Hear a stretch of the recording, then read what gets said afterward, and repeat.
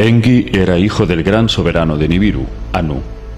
Desde el principio su existencia estuvo marcada por la rivalidad con su hermano Enlil. Enki era el primogénito y por ello se creía merecedor de heredar el trono de Anu. Sin embargo, por ser hijo de la concubina Nanu, la herencia se inclinó a favor de Enlil, hijo de la esposa oficial del soberano. Este hecho fue el inicio de una cruenta rivalidad entre ambos. Sin embargo, Enki era un sabio pacifista, excelente orador, prudente, metódico, al que le gustaba solucionar los problemas por la vía amistosa. La violencia era una opción a la que nunca recurría.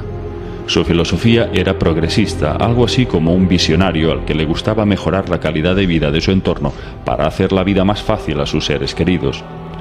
Enki era un científico y excelente genetista. Entre sus especialidades estaba la ingeniería marítima. Era el dios de las aguas y los mares. Pero cuando llegó a nuestro planeta hace 445.000 años, obtuvo el título del Señor de la Tierra. Enki fue enviado a la Tierra por su padre Anu para ponerle al frente de la llamada Misión Terrestre 1, para que construyera un puerto espacial y toda una infraestructura de ciudades para extraer oro y enviarlo hacia Nibiru. Cuando los mineros Anunnaki se rebelaron durante las extracciones de oro, Enki propuso crear a un Lulu. Lulu significa el mezclado, lo que hoy en día sería un híbrido. Pero en los primeros prototipos de homínidos nacieron hombres deformes, hombres con brazos más largos que piernas, con cráneos deformados y rasgos monstruosos. Experimentó mezclando animales con homínidos. Cuando por fin dieron con un prototipo saludable, estos carecían de capacidad mental para siquiera utilizar correctamente las herramientas. Fue un proceso complejo en el que Enki quería perfeccionar su creación. Poco a poco, Enki se encariñó con el hombre, viendo en él un gran potencial para convertirlo en una criatura sabia y decente. Pero los Anunnaki enlilitas trataban a los esclavos humanos como a bestias. Los azotaban, les pegaban y les hacían trabajar noche y día, aunque estuvieran enfermos, y no les daban alimentos ni cobijo. Muchos murieron a causa de la explotación. Enki no podía soportar ver aquellos malos tratos, porque lo que él buscaba era la liberación de sus criaturas, perfeccionarlas hasta un nivel en que verdaderamente fuesen amos de sus vidas, capaces de tener una vida rica y dichosa y en pleno desarrollo de todas sus facultades para alcanzar la felicidad por sí mismos. Enki deseaba hacerles libres y autosuficientes, pero el hombre estaba incompleto, vivía muy pocos años y además no eran capaces de procrear por sí mismos, y si no se reproducían, jamás podrían repoblar la tierra. El sueño de Enki era crear una humanidad justa y con autonomía. Pero esto estaba prohibido por las leyes Anunnaki, y ni Enlil ni Anu aprobarían jamás algo que considerarían una aberración, una violación de todas las leyes. Entonces, Enki siguió adelante en su empeño, y a tal punto llegó su obsesión para demostrarles al resto el enorme potencial de los homínidos, que perfeccionó su experimento y con la ayuda de Ninhursag creó a través de los óvulos extraídos al Homo erectus un nuevo Homo sapiens. Enki se encerró en una estancia llamada Shi-Im-Ti, que significa la casa donde se insufla el viento de la vida. Enki extrajo de la sangre el Te-Ema, aquello que alberga y fija la memoria, lo que podría traducirse como genes. En los textos también se dice que extraía el Shiru, aquello que fija, lo que podría traducirse como esperma.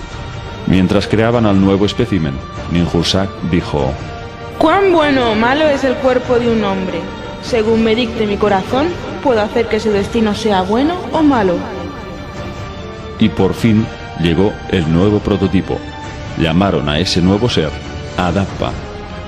Un ser genéticamente mucho más avanzado, incluso más que el Homo sapiens actual. Adapa disponía de 12 hebras en su ADN, mientras que nosotros solo disponemos de 2. Era un ser mucho más inteligente que nosotros, mucho más alto y fuerte.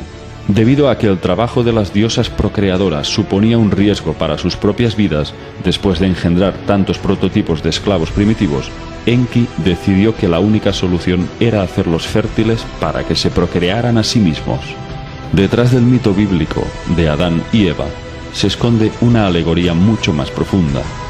Cuando Adán y Eva estaban en el Edén, Enki quiso liberarles de aquella esclavitud, pues vivían recluidos por Enlil en un paraíso artificial y tratados como cobayas de laboratorio.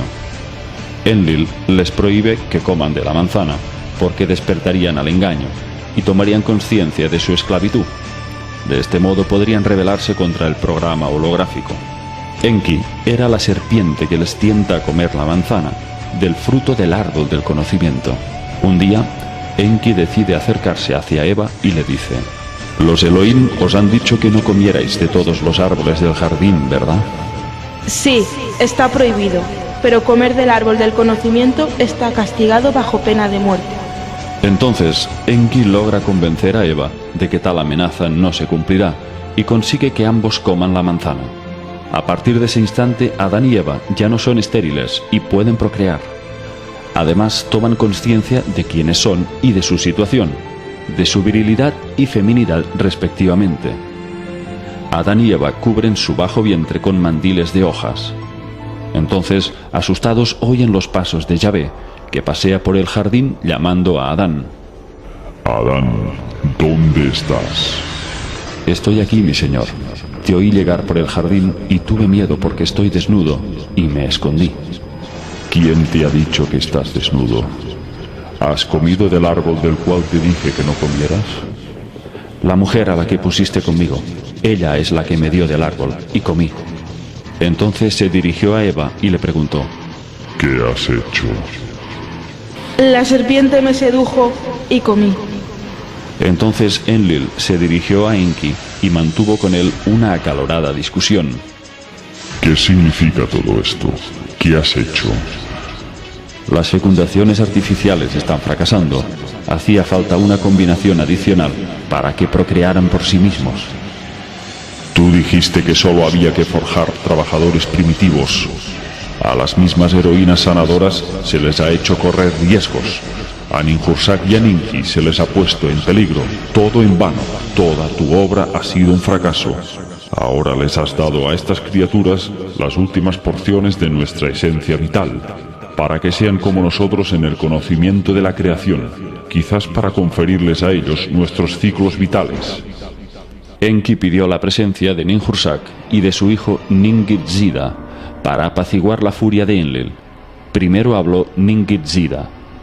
Mi señor Enlil, ellos han recibido el conocimiento de la procreación, pero no se les ha dado la rama de la larga vida en su árbol esencial. Luego habló Ninhursag. ¿Qué elección teníamos, hermano mío? ¿Que acabara todo en el fracaso? ¿Que afrontara Nibiru su fatídica suerte? ¿O intentar y hacer que asuman el trabajo los terrestres a través de la procreación? Tras un momento de silencio, Enlil reflexionó y sentenció. Entonces que estén donde se les necesita. Al Apzu, lejos del Edén, sean expulsados.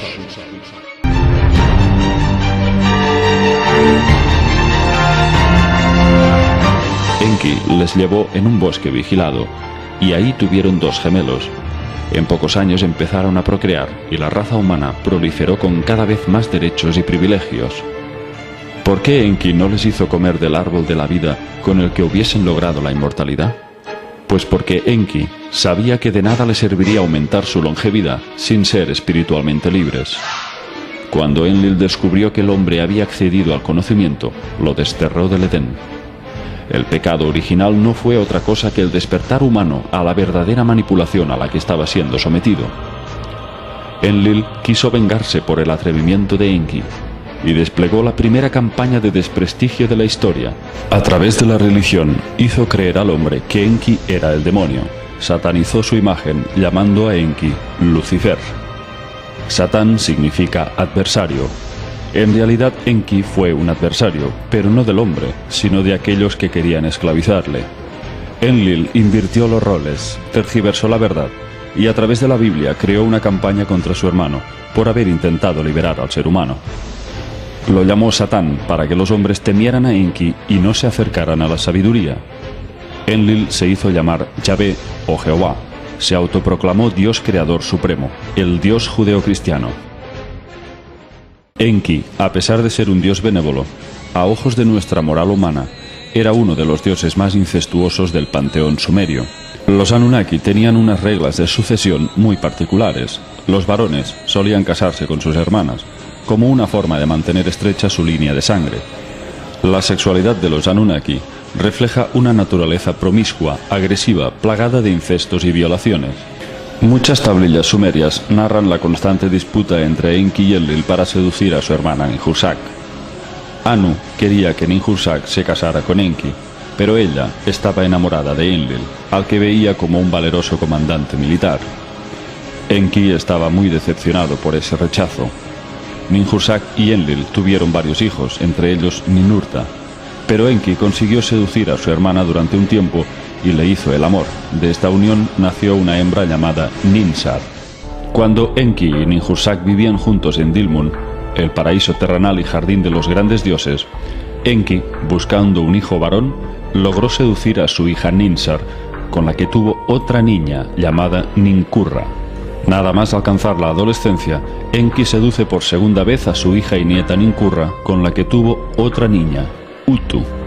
Pero Enki no parecía dispuesto a detenerse, y logró emborrachar a Utu para seducirla. La joven Utu, desesperada, fue a contarle a Ninhursag lo sucedido.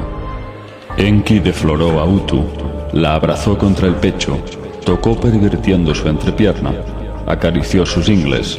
Con sus manos besó e hizo el amor a la más joven. Enki vertió su semen en la matriz de Utu. Ella concibió el semen en la matriz, el semen de Enki. Utu despertó y gritó: «Calamidad, mis ingles! Calamidad, mi hígado! Calamidad, mi corazón!». Ninhursag la vio y removió el semen de su cuerpo. En ese momento, Ninhursag entró en acción poseída por la ira. El término «removió el semen de su cuerpo» indicaría que gracias a sus conocimientos médicos cortó a tiempo la fecundación. Para vengarse de Enki le tendió una trampa.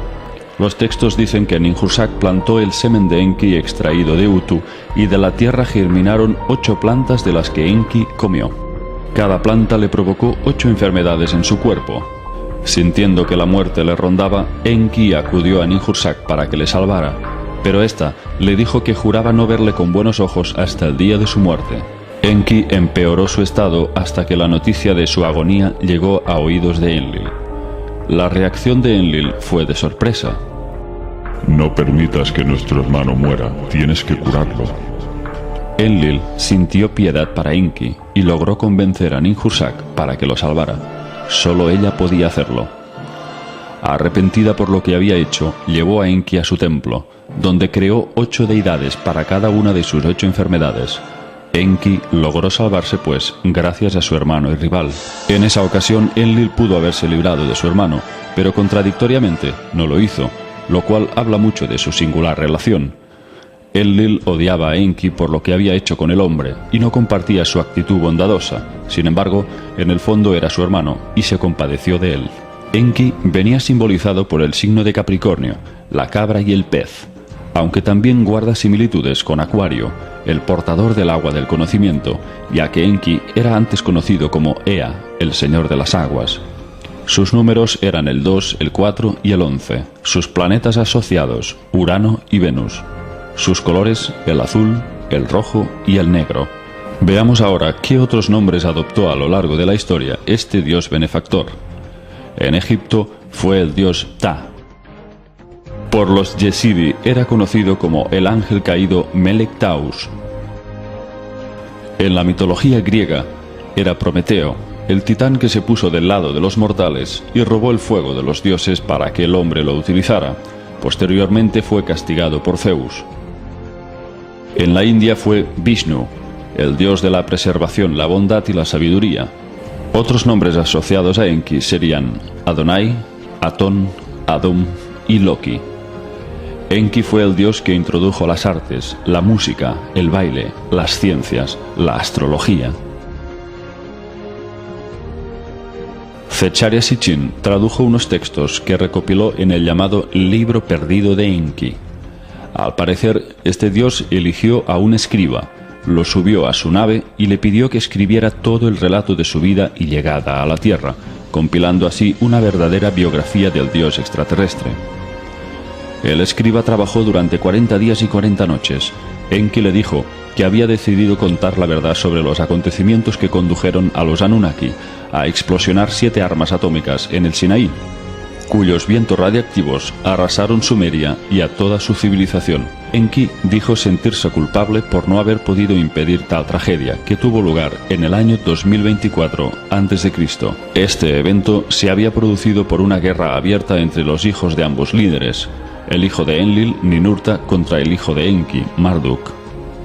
Enki quiso evitar dicha guerra, pero no pudo hacer nada para evitarla. Vivió turbado y con gran dolor de culpa durante mucho tiempo, y solo podía hacer una cosa para aliviar su angustia y compasión por el ser humano: contar la verdad, dejando una constancia escrita por él mismo.